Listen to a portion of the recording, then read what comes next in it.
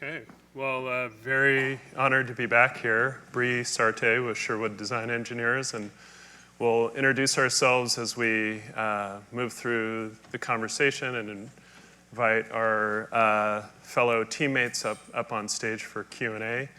In addition to the engineering, we have the architectural team and our community partner, APRI here. Our team is technical and design focused, environmental, academic, and has also grown to include a number of community groups. Jackie with APRI, who will share some of her thoughts shortly with you, as well as some of the city and port folks who will join us on stage for Q&A. This is an incredibly overlooked part of San Francisco. This is a place that used to be, most of which was Bay historically, and is in the bottom of the largest watershed in San Francisco. The area in blue near the little call-out bubble was mostly marsh, and Bay is essentially a heavy industrial area today. And not long ago, just 100 years ago, this area began to get filled in.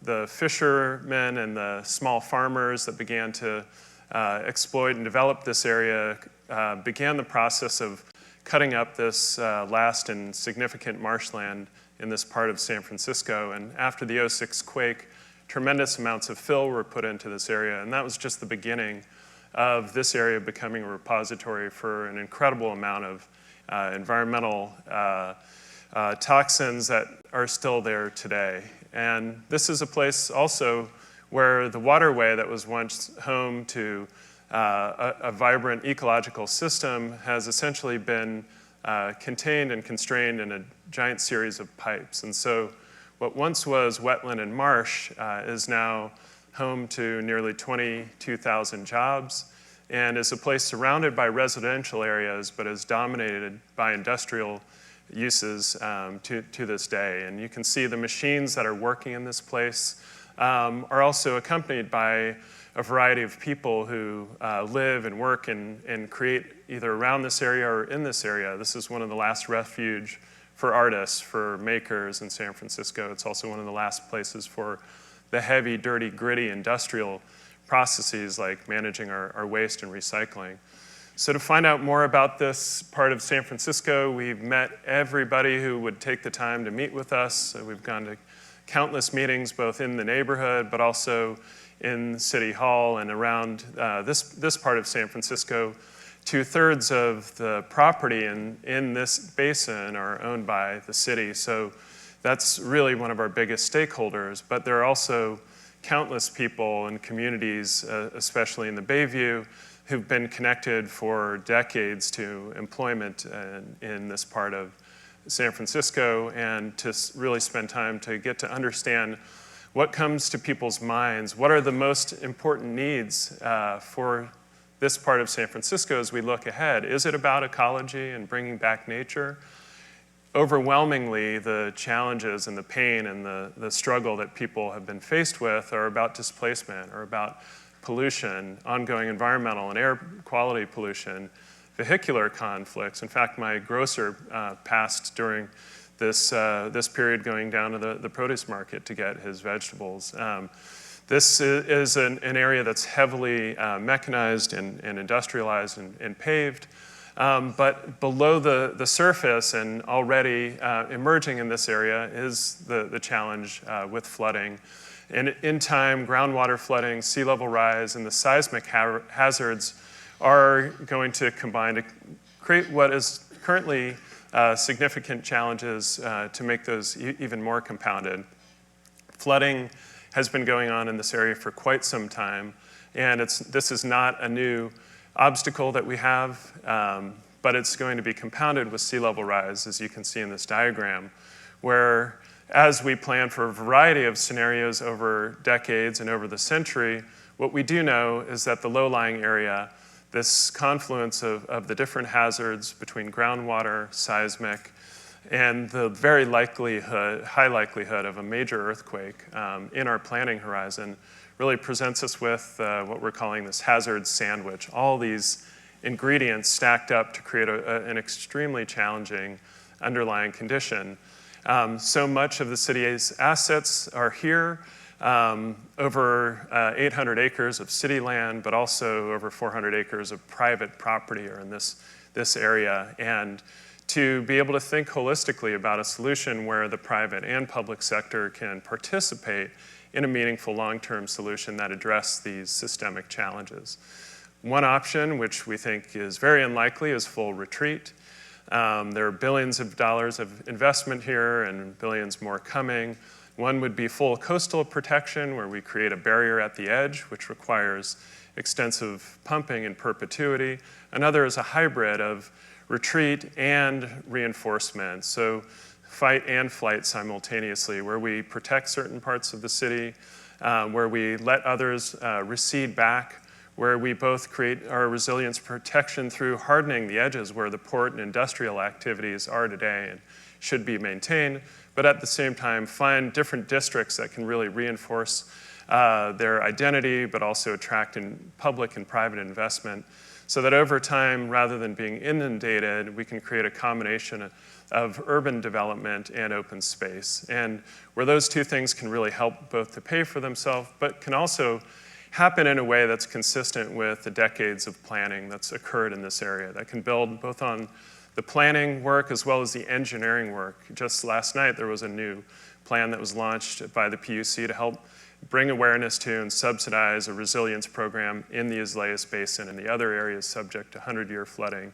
in the city. So there are great places to start, but most importantly and critically is to think about these urban and climate stresses that are integrally connected and are directly connected to the human and the long history of the people in this area. So I'm going to have Jackie share with you some of the thoughts that have started to emerge from our conversations in the community.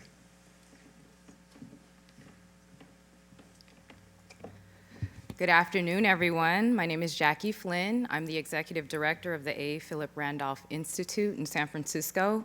And over the last 2 decades, we've provided community engagement and outreach specifically to Bayview Hunters Point, but broadly across San Francisco.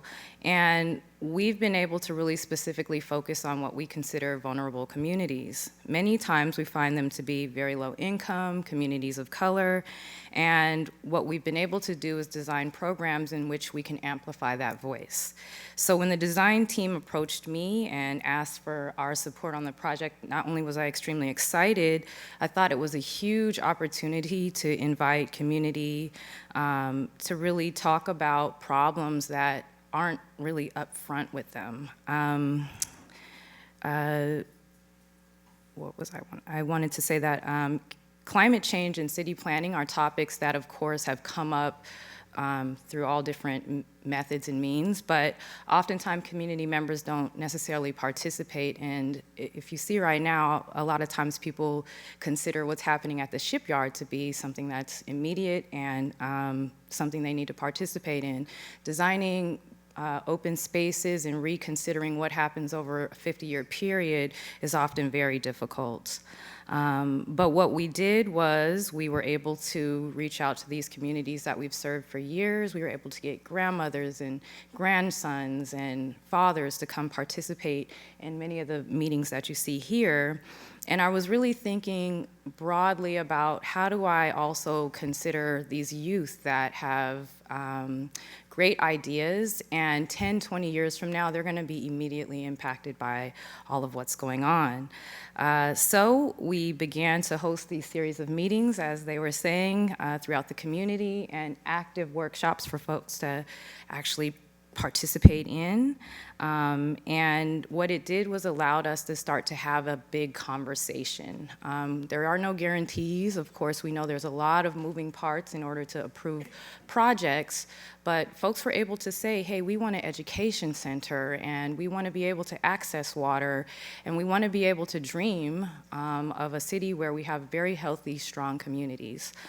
So that is what I think that we were able to do, and got some really great feedbacks, which eventually led to these pilot projects that they'll talk about in a minute. Thank you, Jackie. Is my mic on? No? Yes? Okay, great. So our starting point going out to the neighborhood was to make sure that the goals that we were setting for the project were the right ones. We had an initial round of engagement with a whole lot of people, and what we heard, we kind of reflected back in these four potential goals for the project. How can we protect, restore, connect, and grow the Bayview and ISLAIS Creek Valley? Each of these goals finds a place, or can find a place spatially in the area, and each of them also has a set of design, planning, and policy tools that can be put in place in order to achieve them. So we started off with a series of 3 rounds of engagement, or 3 rounds of workshops with the youth to the south of the channel in the Bayview and to the north of the channel in the Dog Patch, talking about these tools. First talking about the kind of typical areas in the neighborhood where these tools might go, and what's lacking, and what the opportunities are in these areas. Sure. As well as what these kind of tools, what their applicability might be to the area, and kind of, yeah, what the feedback was. We then moved on to a series of kind of neighborhood visioning exercises where we placed these tools and elements spatially in the neighborhood. And in the end, the feedback that we got from this first round, I would say, reflects very much what Bree alluded to in his remarks, which is that climate is not the first thing people are worried about or think about when they think about this area. It's having affordable housing stock, it's having access to workforce training to enter the new economy of jobs, it's connectivity within the neighborhood and also outside of it, particularly with the youth, environmental quality, and access to recreational and open space amenities, which really are lacking in this area. So overlaid on those concerns, we have this constellation of ongoing and planned capital investments. As Bree said, almost 2/3 of the area is publicly owned. There are billions of dollars of investment planned for this area, but completely uncoordinated. So in trying to accomplish this long-term framework of making space for water and for growth, we began to look at these areas and identify what some of the most likely pilot locations would be, where there are planned investments that we can kind of tweak or set on a slightly different course and begin to accomplish the longer-term vision. We came back to the community with a round of 4 roundtables, which were really great focused discussions, 15, 20 participants each. Again, discussed the locations of those potential pilots and also some of the concepts that we were developing, got feedback on those concepts, adjusted our constellation of pilot projects, and landed with 6 what we think are promising places to start that begin at the water's edge and move up the watershed. The first, at ISLAIS Creek, behind the white truck is an underutilized pier and maintenance yard sitting next to the grain silos, which are sort of iconic for the area. Here we think there's a great opportunity to increase the flow channel of the creek, to do sea level rise adaptation and also water treatment, while also providing other programs for the neighborhood. This is that condition today, a crumbling pier structure, and the silos in the background, which are slated for demolition or retrofit for seismic in the future, next 3 to 5 years. So as a very kind of tangible first step to soften that shoreline, provide that expanded flow channel, and a new amenity for the neighborhood. But over time, use that move to define both sides of the channel, the breach point to the north, rethinking the silo site, and providing space for working and commerce alongside these developments, so that the creek becomes not a boundary between the north and the southeast parts of San Francisco, but rather knits it together. At the southeast plant, we're standing in the southeast plant here, which really sits in the middle of this neighborhood. $4 billion of planned investment for this plant by the PUC, a lot of which is going to be going into place over the next few years. We think there's a great opportunity here to pilot secondary and tertiary forms of wastewater treatment and nutrient removal along the creek itself. And through acquisition of land over time, increase flow channel for the creek, while also providing a takeoff point for a decking similar to what you have in Ocean Beach, just on the west side of the city, with space for recreation and education for the neighborhood. So really taking the plant from something that is a complete block within the neighborhood and activating it as a destination. At CESAR CHAVEZ corridor to its south, there's a series of DPW and PUC maintenance yards that are not efficiently used today. Through stacking in a future district facility, and stacking I think is something that's going to happen a lot in this neighborhood to make space for the growth that the city will need, and also the space for water that we need. An opportunity to daylight the creek along its historic path, and also newly buffered from the PDR district to the south, provide even space potentially for housing of mixed income. The San Francisco Produce Mart, which sits in the kind of heart of the valley today, has a series of planned capital investments over the next decades. We think that by incorporating additional functions, we can turn this part of the valley not into a complete logistics zone devoid of people, but rather as logistics become cleaner and quieter, that we can start to mix these programs and thinking about circulation in the right ways, be able to create a district that becomes a place served by Highway 280 as kind of a logistical corridor, where storage is not just happening, but production of food is happening, selling of food is happening, enjoyment of it is happening along the creek, and across the way maybe even space for some of the artists and makers that today are in this neighborhood and need protection. Upstream at the Alemany Farmers Market, a site that today is a large parking lot with a series of stalls, kind of cut off by the intersection of I-280 and 101. Existing plans to add housing to this area we think would benefit greatly from the addition of a requirement of space for water, where we set aside a significant area of volume as a park with farmers market functions around, housing overhead, and really provide a significant release at a choke point in the creek's flow. And finally, at the bay's edge, around Warmwater Cove and just to the north of Pier 80, an opportunity to bring the waterfront activation from the north of the city south, and on a site that's currently slated for a Warriors Stadium overflow parking, and begin to bring some of that activity down as well, a place that could be oriented more around business incubation, research and development, workforce training, and even maybe some experiments in resilient floating urbanism. So at the scale of the watershed, these 6 pilots, while significant each, of course don't really make a dent, but with a plan, with a coordinated long-term strategy, we think, and we don't know what it looks like in the end exactly, but we think that you can arrive towards a place that is at once hyper-natural, that manages the area's stormwater flows, sea level rise adaptation, and liquefaction risks with natural systems rather than only urban systems, but at the same time is hyper-urban and provides space for the city and the Bay Area to grow. Thank you, Jeremy.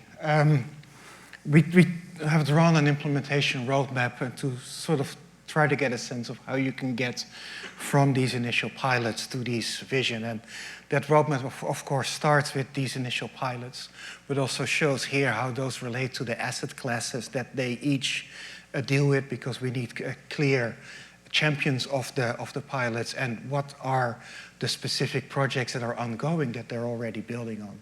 And out of that, out of these pilots, you can start to imagine a whole set of follow-up projects of increasing complexity, of increasing connections between the different systems at play here, increasing optimizations over time so that they can reach the outcomes that are defined on the right, the outcomes that go from a clean and swimmable creek to 10,000 new clean jobs, to improved or reduction of the urban heat island effect. And so the idea is that out of these smaller projects come a set of of bigger projects that really together sort of captivate this hyper creek idea.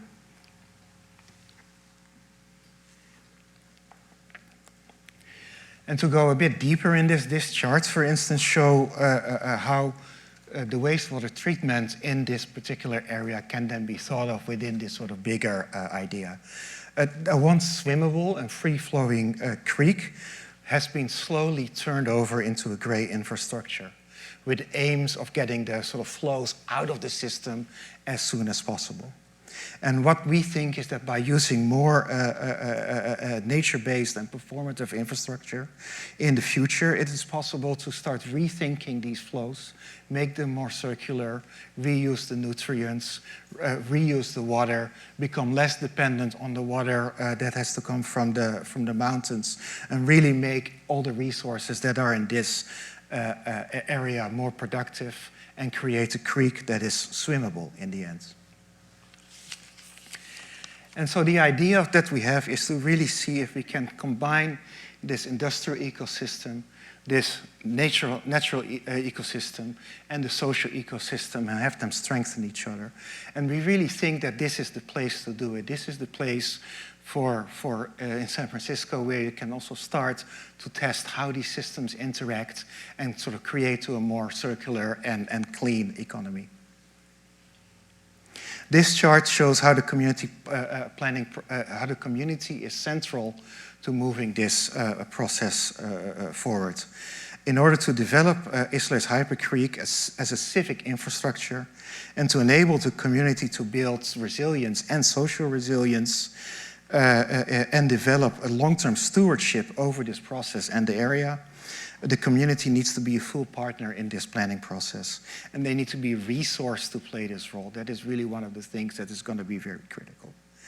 Pilot projects allow for quick wins. They help build the necessary capacity for coordination and collaboration. They help build the muscle and to learn what works and what doesn't work, providing input for the long-term studies, planning, and funding processes.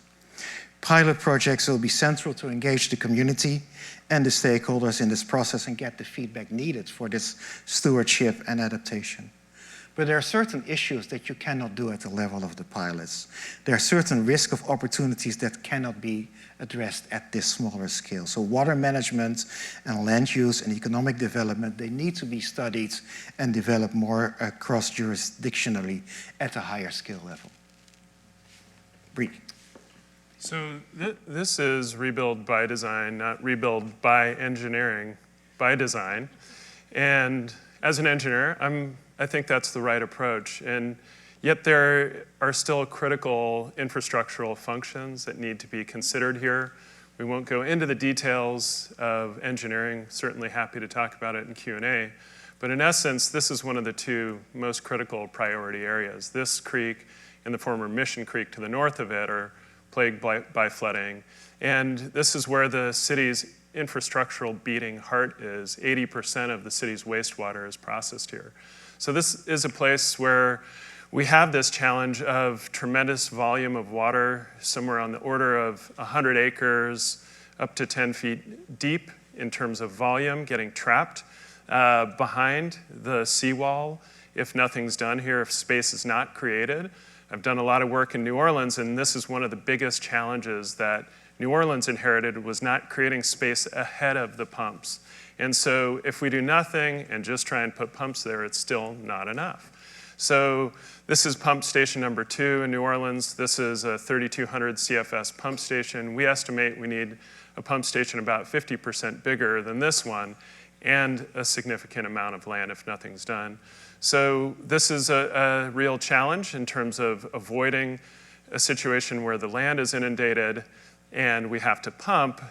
We think a system that's a hybrid between the gray and the green infrastructure is imperative, one that provides a large natural landscape where the infrastructural systems can adapt, capture, divert flows, and even treat the water as a part of that ecological expansion. In terms of land use and economics, it's really important to think about how to utilize this public lands, how to increase this efficiency, and how to consolidate and densify. And we've done the numbers games, and we really think it is possible to make this transition over the long time. And we need to do that by really being smart about creating, in addition to the hazard sandwich that Bree talked about, a sort of layered finance sandwich where we combine hazard mitigation funds with development funds, with funding that comes out of the benefits, increased efficiency, and funds from dealing with these circular things. And we think that a particular unit or entity that is focused on these things are best to reach these elements. Final thoughts. This is an opportunity to create a world-class park on the southeast of San Francisco where there is none now. This is also a really important equity issue. And in combining the urban and the natural, we can create a fantastic ecosystem from shore to ridge, which is really going to be awesome. Thanks.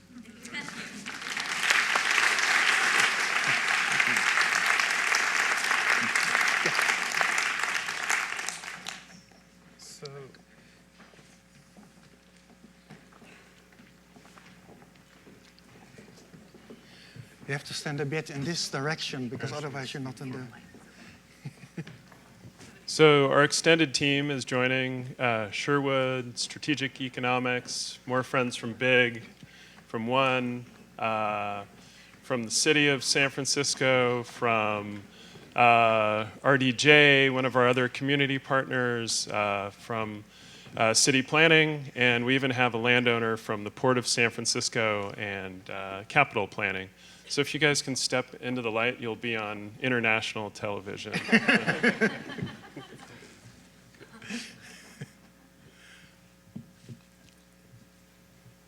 No questions? I have a question.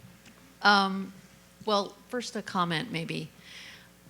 This is really wonderful, the layering of information and the kind of constant thinking about implementation at the same time as you're creating the vision. And I love the sandwich metaphors. That's just so perfect. One thing that maybe you could explain a little bit more is that with all the billions of planned investments in this area, how will that shift? How will the public agencies, or maybe some of them are private investments, how will that come together and become a force moving forward? Because often we stay in our little balkanized worlds and we don't interact with each other. Maybe you want to answer, Dina? Thanks, Shelley, for asking the hardest question. So I'm Dina Belzer from Strategic Economics, and one of the things that we've proposed is creating a joint powers authority, the ISLAIS Creek Authority. And we're proposing that it would be composed of the key city departments. And of course, San Francisco is one city, so the port, the PUC, and the planning department should, in theory, work together, but the port and the PUC are actually enterprise entities. They operate separately, they have their own budgets and so forth and so on. So what we're proposing is a model that would be based on what was done to produce the Trans-Bay Terminal, SF Made also, which is a nonprofit in San Francisco, is actually moving across silos to use value capture and joint development to be able to produce affordable production, distribution, and repair space. So we think there's some very interesting models that would allow us to do this, and using the pilots to also pilot some of those collaborations and then bringing in other members as important, I think would be the way to start. Thank you.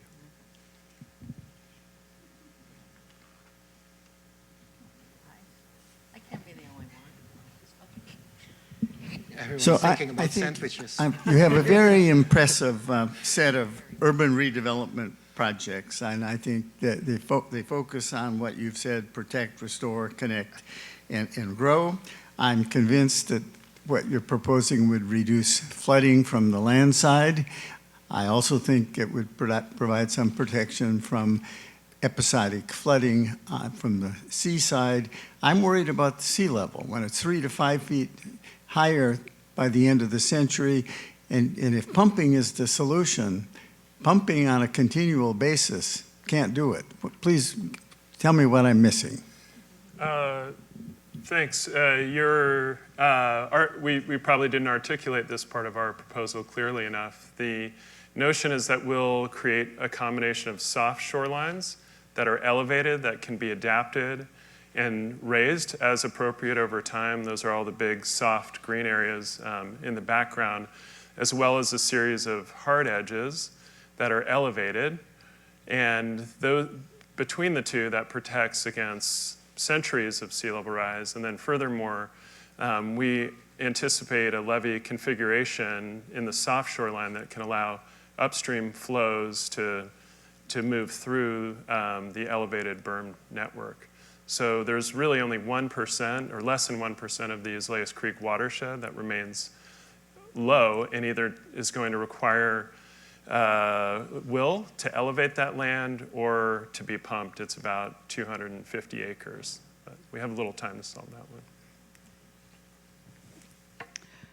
Well, thank you so much for the presentation. A lot of very great ideas. It's almost like an urban natural catalog of approach, or sort of an acupuncture model for development. And that might actually work well in a city like San Francisco that has been innovating quite well through piloting. But I still worry a little bit about, I think there is a jump in scale between where you started the presentation with the very big moves that has to be decided upon, and then the pilots themselves. And that sort of neighborhood level planning seems to be the bottleneck of many of the projects, not only yours, but maybe in particular here, how to connect all the different pilots. So there is one problem especially that stands out, I think, was that came out of the communication with the communities about the worry about displacement that has been at the heart, especially for this project. But so could you tell a little bit about how you envisioning strengthening that middle neighborhood level planning through the pilots, and how the pilots particularly should solve the displacement issue that is in this area? Do you want to start, Matthias? Yeah. Or it would be great, Neil, if you're willing to add something from planning's perspective. The pilots will not solve the displacement issue. The displacement issue in San Francisco is a huge problem. This is an industrial area, so and so one of the things that we haven't been focused on, first and for all, within the basin itself, is affordability of housing. We are focused very much about protection and affordability of jobs, which are also a critical element of it.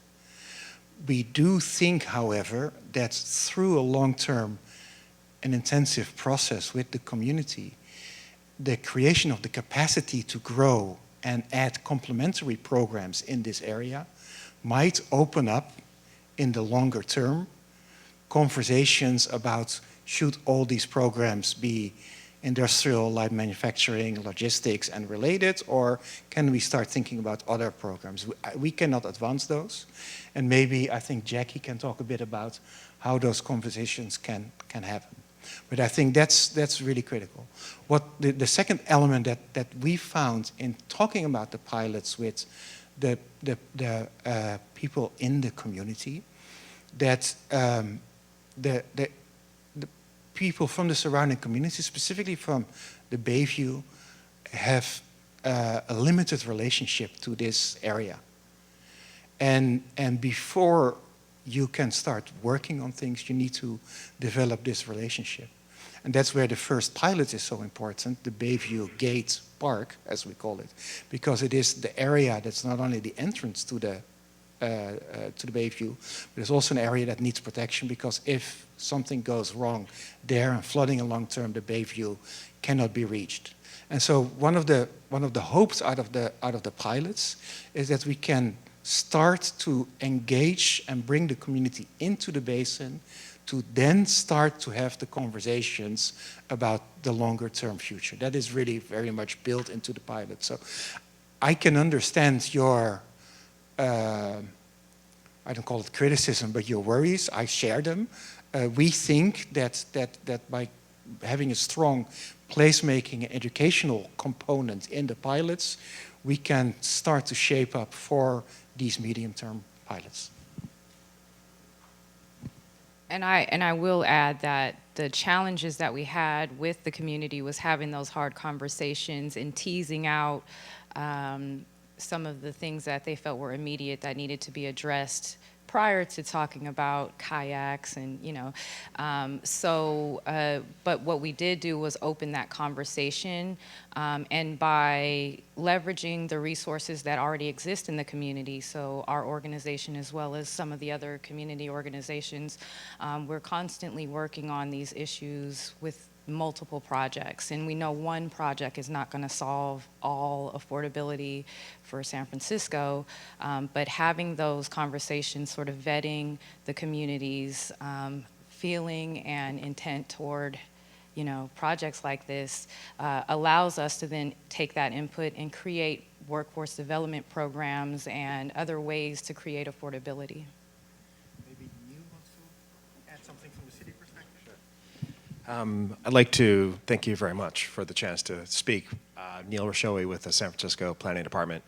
And the city of San Francisco clearly has a profound issue with housing prices and displacement and gentrification. And it's something we take extremely, extremely seriously. And I think in every forum we need to raise that issue and do as much as we can and do more as a city to address that issue. It's a little bit nuanced here in the immediate ISLAIS Creek area because, as it was pointed out, there's it's predominantly PDR in the area, and so we were very, very conscious to work with the team to make sure that future job growth and workforce development can be accommodated, and not just replacement, but actually augmentation of that can occur. There's clearly concern about spillover effects into the adjacent communities as well. And just as a city, to step back and realize that there are profound issues of trust between the public and government, and the relationship building that was initiated through this work is going to be really critical for us to continue to build towards solutions in the long term. This is not a 2-year relationship. This is not a 5-year relationship. This is a new 100-year relationship between the government and the communities in San Francisco. And so we have to approach that with a different mindset, that we're in this together for a very, very long time. And so very, very conscientious work to reach out and engage the community, but also delivering. I think, again, this is a part of the city that has been planned ad nauseum for decades. And there's a rightful reticence of, like, you're going to plan for us again. And so it's really important this time around that we continue to move forward and deliver some of the benefits. And so I think that's where the pilots come in. I think it's really important in that trust building that we're sincere, that we are bringing resources to bear, and that there are real public amenities and benefits that come along with engaging with us in this conversation that just don't just meet the hazard and sort of the worst case scenario issues, but also that really address the day-to-day concerns that are pressing in these communities' minds right now. It's really heartening to have members like landowners and agency reps on stage as part of the team. So thank you all for your presentation contributions. I noticed in your written report, in the extensive analysis you did, you showed that industrial uses and jobs are actually reducing on this site, although compared with other uses, although there's still stability or growth within the region. And I wondered, since you're really doubling down on the industrial component, you're making that one of the two key, industrial in nature, the two key drivers, as I understand it. I wondered if you could talk through the justifications for that a little bit more. I understand some of them already in terms of job creation, but also give us the regional perspective for it. So what are you doing to make this investment in industrial spaces and jobs competitive regionally, given that the current trend is that they're going elsewhere, they're moving away from San Francisco? Well, maybe the port? It'd be great to hear from... So David Beaupre with the Port of San Francisco. What we've actually found is that the demand for industrial and PDR space is increasing in the city, and that the city right now I think has 6 applications in for multi-story warehouse distribution facilities. So because of the increased land values in the city and the growing need for industrial, we think the idea is that the team developed by going multi-level and densifying it does just what Neil was saying, which is, enhancing our stock of PDR space and expanding it. Let me just address your question about regional context also, because manufacturing as a part of the PDR, the production, has been declining. However, in San Francisco, there are 5,000 new manufacturing jobs that have come out of this sort of SF-made collaboration, and these are sort of bigger than, it's not just a single person sitting in their workshop. So there's a lot of evidence that suggests that these jobs are important from the perspective of creating a workforce path that creates blue-collar jobs for people who are not going to be at the master's or PhD level, although we have opportunity to accommodate those firms. But the East Bay also has a huge number of these PDR jobs, and they're very important for local residents. Most of these jobs are fed by people who live within the county where the businesses are, and they're all subject to seismic risk. We just finished working on the Hayward scenario for what would happen if there was an earthquake on the Hayward Fault, and how many thousands of jobs would be displaced as a result of that. So we think, given our sandwich scenario where seismic is actually a big risk here, we think that thinking about that risk, not just the flooding risk, but the seismic risk to the PDR building stock in the entire Bay Area is something that actually it's a code that needs to be cracked. And it can't all be cracked with super high efficiency, technology-driven businesses, because we still need the caterers and the electricians who are going to come repair the wiring in your house. So we need to really be able to accommodate a full scale of businesses. And again, it's not just in our PDR basin in San Francisco, but it is actually a regional challenge. I just want to make one comment to complement the thinking about industry, which is that in terms of programs in the study area that we're looking at, while industry is a big part of it, and we do think there are some places for housing, the open space that we're providing is part and parcel to the housing that's going to be added to this part of the city. I think it's something like 80% of the city's future growth in housing is meant to take place on this 20% of its land. So whether or not it's actually taking place within our site, I think for a part of the city that has so little open space when you compare it to any other part of the city, it really is linked to that larger story about housing and livability in the city. Thank you so much. I'm not going to repeat what the rest of the jurors said. I have a question on pace and time and speed, because it feels really relaxed. But I really think from a perspective of urban development and the speed that that urban dynamics is happening in a city like San Francisco. There is like no time to waste. And then with climate change and, you know, stacking up all those sandwiches in this sandwich shop of hazard, there's also no time to waste. So when does the urgency of reality is catching up with planning process, you know, from pilot to plan, from plan to projects. But what does reality actually give you in that? Do you have the how does it work? So bring in reality of the dynamics into the relaxedness of what you propose. Yeah, no, go ahead. I'd rather have you. All right.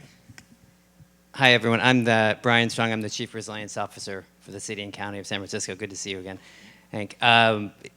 Good question. I mean, San Francisco is known for being pretty methodical and not always moving very fast in making improvements, but typically once we get on track to do something, we really follow through with it. And, you know, we can see that with some of the projects we've done out in Treasure Island, what's happening, though there's a bit of a hiccup down in Hunters Point, what we've done in Mission Bay. So I do believe, you know, coming up with doing the pilots, following through with plans. We have a very extensive infrastructure capital planning program. We've invested more than any, at the past 10 years than any other time in the history of the city.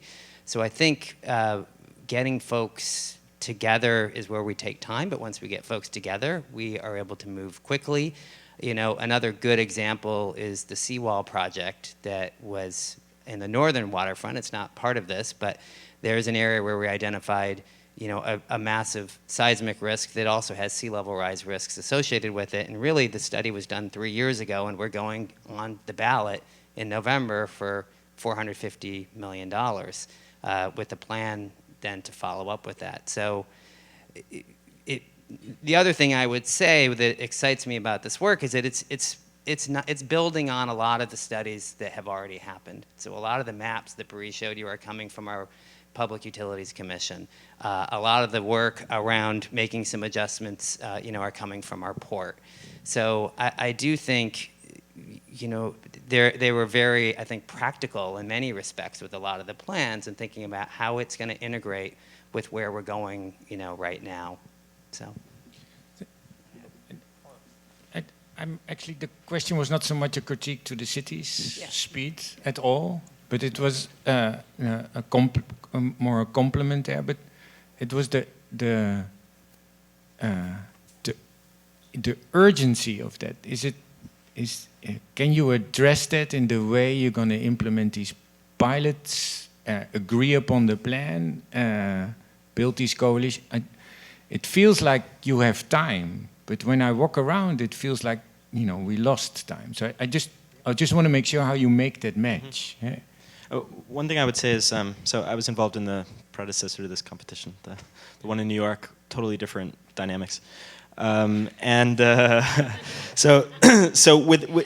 the absence of a major you know, disaster, I think it's been about connecting to those needs that are urgent for people here. Affordability, how the hell do you get around this place?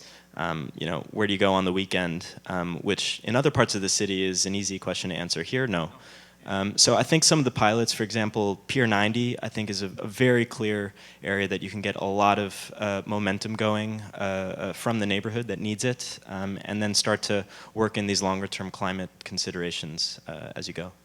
Yeah, and I think one minor point, I think you're probably right in saying this just might go much faster than we talk about it.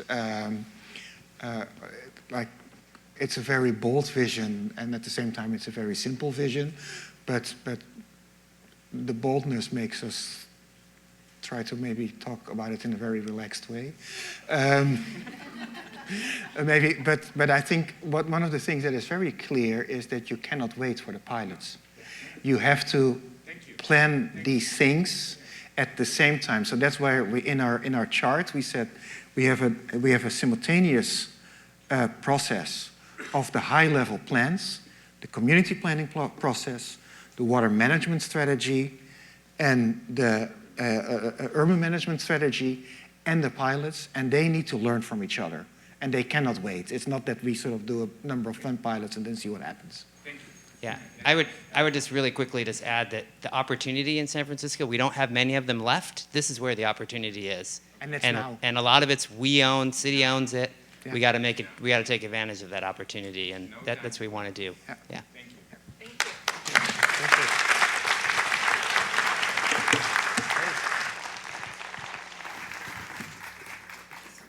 Thanks, everyone. Thanks again to everyone who presented. We get to break for lunch now. We'll be back here at 1:45 to head over to the East and South Bay. Thank you very much.